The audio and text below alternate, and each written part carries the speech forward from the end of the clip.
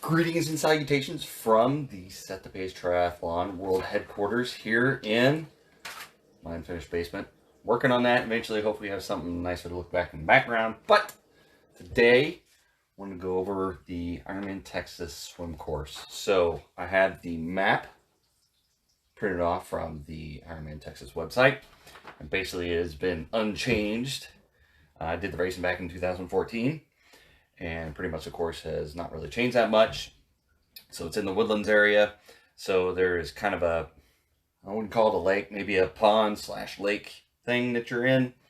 So basically transition is down here, kind of the Woodlands area is down here, the shopping centers and hotels and all those convention centers. So what you're going to have to do, keep in mind, it is a one transition race, but you're going to have to walk to the swim start. So there's a little path that leads over here, a little bridge you go over, and this little park is where you kind of stage, drop off your morning gear, and this is where you start the swim.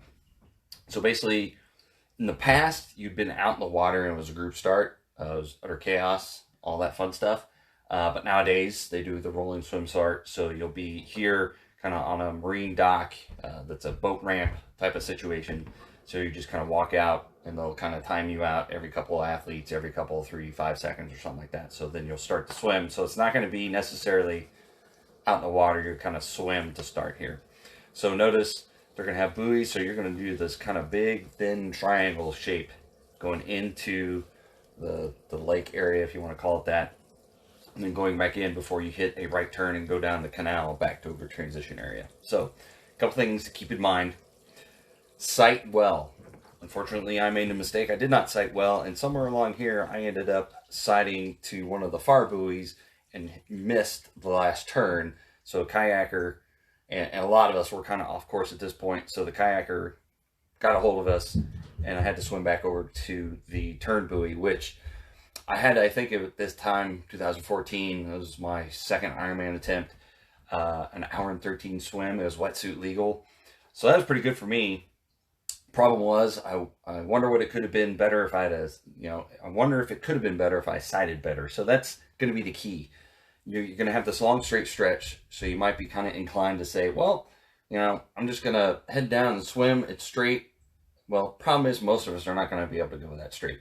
So do sight often and make sure you're following these buoys as best as possible.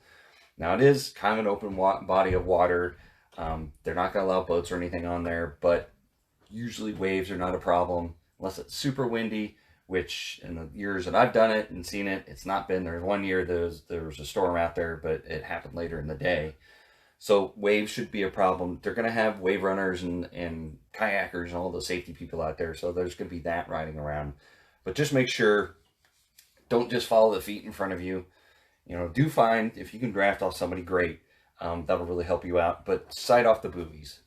Make sure that you're sighting off the buoys. Check it out. Usually they have a swim warm-up day the day before. You can go out there and swim around a little bit. Just pay attention to the Facebook site and social media for Ironman Texas, and they'll list out if they have any opportunities to go out there and do any practice swims or anything. But race morning, make sure you can kind of walk down this little path over here and kind of know where those buoys are at. Kind of sight off where you're going to be, because you don't want to go too far, you don't want to go too short and start sighting off the wrong buoy and go to cross, because that's a pretty thin section. So right here on the map, they've got yellow buoys going out and orange coming back. So keep that in mind. Do check the race morning just to make sure that there's different colored buoys on each side, so that'll really help you out. So if you're starting to sight and you're looking for yellow buoys and you see an orange one, you're trying to sight off of that, you're going to the wrong buoy. So make sure that you're sticking to the yellow ones on the way out, the orange ones on the way back. Red buoys are the turn buoys. So they're getting a lot better about that. 2014, I can't recall. That's been a while, but I can't recall if it was different colored buoys, and I just didn't pay attention and didn't even think ahead about it. So giving you the benefit of my experience. So when you do this turn, notice they've got this little arrow here. I mean, you can swim straight buoy to buoy and keep them on your left. So you can make those straight lines if you need to. Just don't cut it too short and come back in here. You do need to stick pretty close to the buoys. I'm sure there'll be swim people out there to help guide you and keep you in line, just so you're not trying to cut the course or anything. Just be mindful of that. This little canal here, There might actually be opportunities that if you wanted to, you can stand up. I would not recommend standing up.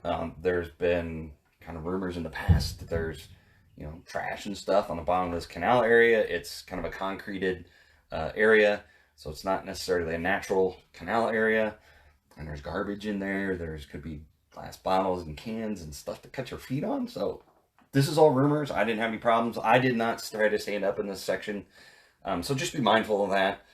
Just be careful in there. It does get kind of narrow, so everybody's going to be kind of funneled in the middle. Even though it looks kind of large compared to this, when you're out there, that canal is actually pretty narrow, so you're going through, and it's nice. It's spectator friendly because there's concrete or there's paved paths on each side.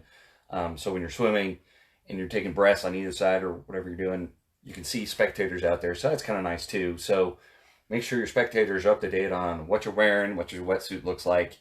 There's going to be lots of people out there, so it might be kind of hard. Most wetsuits are black. Bring a wetsuit. This race is in April. It could be cold enough to be wetsuit legal, probably wetsuit optional. So bring a wetsuit if you want one. Like I said, 2014, it was in May, and it was cool enough that it was wetsuit legal. So there could be the opportunity. So again, make sure you're sighting these buoys, but basically you can stay in the middle of the canal and pretty much be okay.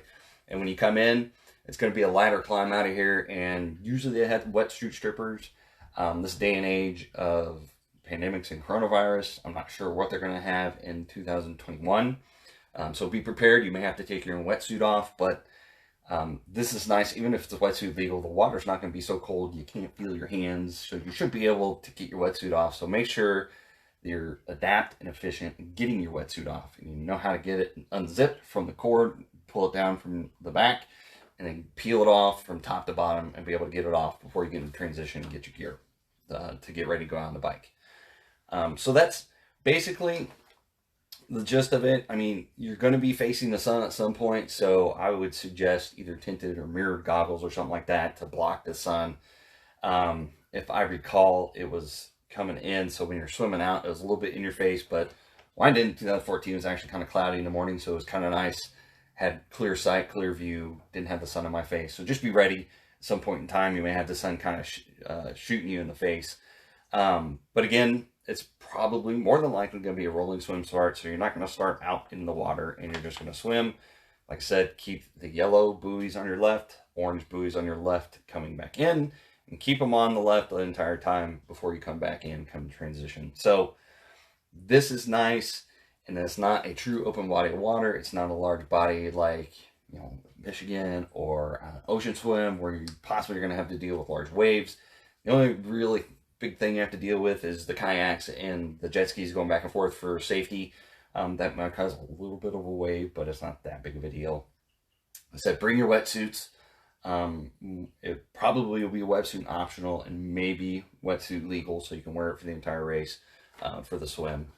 So that in a nutshell, there's really nothing that other than just making sure that when you're swimming out and back in here, you don't side off the wrong buoy. I think that's going to be the biggest factor. The water is murky. You will not be able to see the bottom. It's pretty brown. So just be prepared. I've been doing a lot of pool swimming, and maybe this is your first full Ironman race.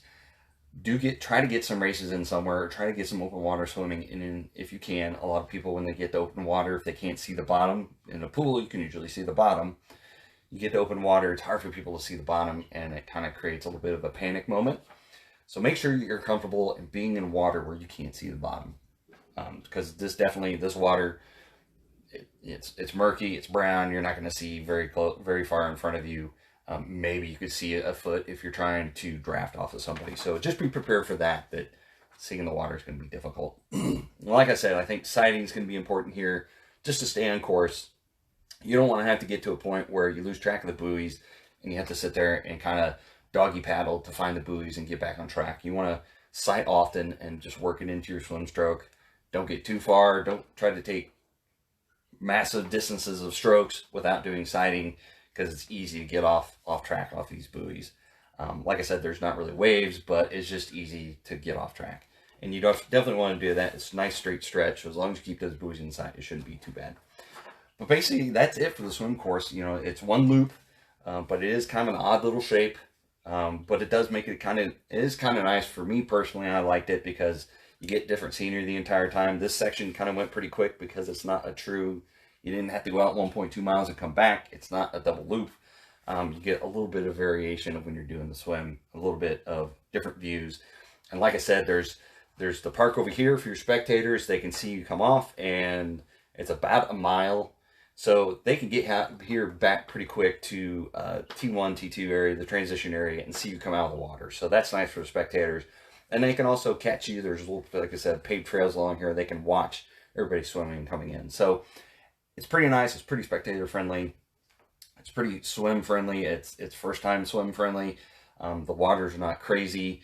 And with the rolling swim start, they kind of space you out nicely. So you don't have to worry about being packed in like sardines or anything and being beaten up in the swim. Like I said, I would suggest mirrored goggles just in case the sun hits you at any point in time. Be aware if they do open water swim, you know, a pre-swim or anything like that the days before. Sometimes they'll allow people to come out here and do a few loops in the water just so you can get used to it. I'd highly recommend that if they do give you an opportunity to go out there and swim, just to make sure that you're comfortable with that. Other than that, that's kind of my outstanding points for the swim at IRONMAN Texas. If you've got any questions, put them in the comments, send me a message, email me, whatever you need to, and I'll add any other information that I didn't perhaps put into this video. And with that, happy training. Keep an eye out for future videos, and we'll see you on race day.